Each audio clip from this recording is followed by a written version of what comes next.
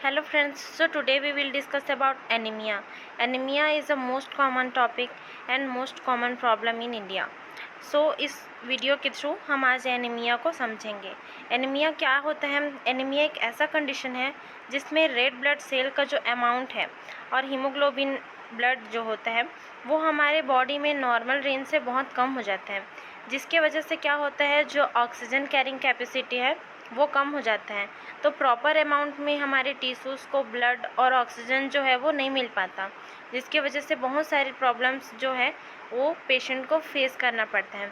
तो इसे हम एनीमिया कहते हैं। Now we will see about what is causes of anaemia. क्या क्या ऐसे कारण हैं जिसके वजह से हमको एनीमिया जो है वो कॉज होता है। तो उसमें पहला है आयरन डिफिशियंसी। एनीमिया के बहुत सारे टाइप्स होते हैं जिसको हम नेक्स्ट वीडियो में डिस्कस करेंगे। तो इसके कॉजेस होते हैं आयरन डिफिशियंसी। अगर हमारे बॉडी में आयरन की कमी होती है तो उसके वजह से भी जो हीमोग्लोबिन का लेवल होता है, रेड ब्लड सेल का जो काउंट होता है वो नॉर्मल से कम होने लगता है, जिसकी वजह से एनीमिया कॉज करते हैं। Then poor nutrition. अगर प्रॉपर अमाउंट में आयरन रिच डाइट हम नहीं ले रहे हैं, स्पाइसी फूड ले रहे हैं। देन ब्लड लॉस, जैसे कुछ एक्सीडेंट हो गया, वुंड हो गए या फिर किसी ऑपरेशन के वजह से हमें अगर हैवी ब्लड लॉस हुआ है तो उस वजह से भी जो है वो एनीमिया कॉज करते हैं। Then genetic disorder. अगर कुछ जेनेटिक डिसऑर्डर है जैसे हीमोफीलिया, तो इस सारी कंडीशन में क्या होता है, ब्लड जो होता है वो बहुत ज़्यादा अमाउंट में लॉस हो जाता है, जिसके वजह से हमारे बॉडी में जो रेड ब्लड सेल है उसका काउंट बहुत कम हो जाता है। तो ये जो होता है वो रीज़न बनते हैं एनीमिया को कॉज करने के। देन फॉलिक एसिड डेफिशिएंसी के वजह से भी एनीमिया कॉज करते हैं। फॉलिक एसिड जो होता है वो हमारे बॉडी में विटामिन B9 के जो अमाउंट को मेंटेन करता है। विटामिन B9 जो होता है वो ब्लड को, रेड ब्लड सेल के फॉर्मेशन में हेल्प करता है। तो ये सारे रीजंस होते हैं जिसकी वजह से एनीमिया कॉज करते हैं। Now we will see the symptoms of anaemia. तो सबसे पहले जो होता है और मोस्ट कॉमन होता है वो पेल स्किन होता है। अगर पर्सन के बॉडी में रेड ब्लड सेल का जो अमाउंट है वो कम हो रहा है तो उसका स्किन जो है वो पेल दिखाई देगा। तो वो जो होता है वो एक सिम्टम्स हो जाता है एनीमिया के। देन आता है वीकनेस।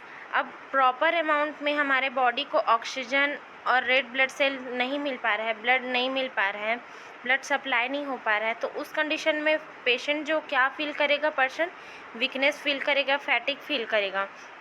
तो ये भी क्या होते हैं, एक सिम्टम्स होते हैं एनीमिया के। Then rapid heart rate. अब प्रॉपर ऑक्सीजन हमारे बॉडी में फ़्लो नहीं हो पा रहा है, क्योंकि रेड ब्लड सेल ही काम क्या होता है, ऑक्सीजन को कैरी करने का। ठीक है, हमारे पूरे बॉडी में ऑक्सीजन को कैरिंग करने का काम किसका रहता है, रेड ब्लड सेल का। लेकिन हमारे बॉडी में प्रॉपर अमाउंट में रेड ब्लड सेल प्रेजेंट नहीं है, तो उस कंडीशन में हमें प्रॉपर अमाउंट में ऑक्सीजन फ्लो भी नहीं हो पा रहा है हमारे बॉडी में, तो हमारा हार्ट जो है वो जल्दी जल्दी बीट करेगा, जिसकी वजह से रैपिड हार्ट रेट होता है। Shortness of breath and headache. अब शॉर्टनेस ऑफ ब्रीथ क्यों हो रहा है, क्योंकि ऑक्सीजन जो सप्लाई है वो प्रॉपर नहीं हो पा रहा है। और फैटिक, वीकनेस, इन सब रीजंस के कारण क्या हो रहा है, पेशेंट को हेडेक हो रहा है। Then diagnosis. अब हम देखेंगे कि एनीमिया को हम कैसे डायग्नोस कर सकते हैं। तो सबसे पहले इसमें है complete blood count. Complete blood count से हम ये असेस कर सकते हैं कि वाइट ब्लड सेल्स का काउंट कितना है, आरबीसी का काउंट कितना है, हीमोग्लोबिन का लेवल कितना है हमारे बॉडी में, उसको हम असेस कर सकते हैं। हीमोग्लोबिन टेस्ट है, सीरम आयरन टेस्ट है, जिससे हम ये पता लगा सकते हैं कि हमारे बॉडी में कहीं आयरन की डेफिशिएंसी तो नहीं है। पेरीफेरल ब्लड स्मीयर टेस्ट के थ्रू हम ये पता कर सकते हैं कि कोई ब्लड डिसऑर्डर या कोई प्लेटलेट डिसऑर्डर तो हमारे बॉडी को कॉज नहीं हुआ है। इस सब चीज़ों को असेस करने के लिए डॉक्टर जो है वो पेरीफेरल ब्लड स्मीयर टेस्ट को प्रिस्क्राइब करते हैं। Then we will see the management and prevention of anaemia. ठीक है, हम कैसे एनीमिया को प्रिवेंट कर सकते हैं। तो इसका मोस्ट कॉमन मैनेजमेंट यही है कि आयरन सप्लीमेंट्स जितना ज़्यादा हो सके पेशेंट को आयरन सप्लीमेंट्स देना है। हेल्थी बैलेंस डाइट देना है, जिसमें आयरन रिच जो डाइट्स होते हैं उसको पेशेंट को प्रिस्क्राइब करना है। विटामिन सप्लीमेंट्स, विटामिन सप्लीमेंट्स उसको देना है जिसमें विटामिन B12 B9 हो।